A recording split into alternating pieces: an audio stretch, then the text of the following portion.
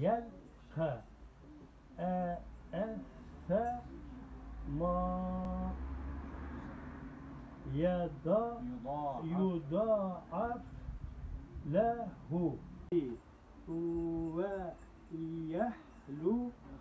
yehlut fihi amene ve amile amelen yubeddilullahu ve umyana lena min esvacina. Yaşım 70.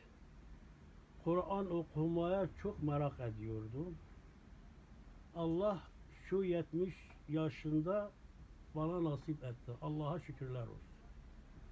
Herkese tavsiye ediyorum. Bugün değerli amcamızın yanındayız. Amcamız 70 yaşında bir sohbette Kur'an öğrenmesinin faziletinden bahsettik, sohbet ettik. O arada işte Kur'an öğrenmek istediğini, ben de bu işte gönüllü olacağımı, öğretmek istediğimi söyledim. Oradan başladık.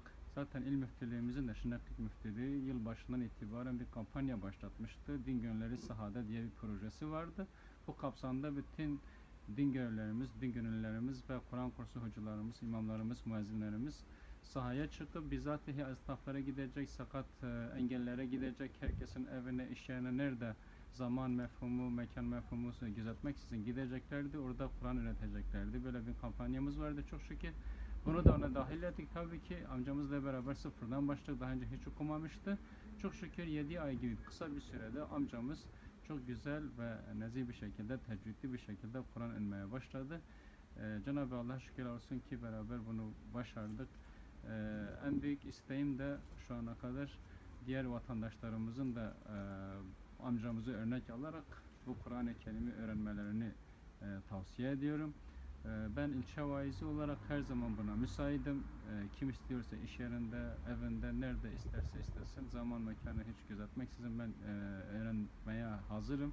Ayrıca elifbası, Kur'an'ı, her şey, dini bilgi kitapları da benden olsun. Ben ona da karşılamaya hazırım. Ne mutlu ki eğer hademe-i Kur'an'a sınıfına nail olabilirsek ne mutlu bize. Teşekkür ederim.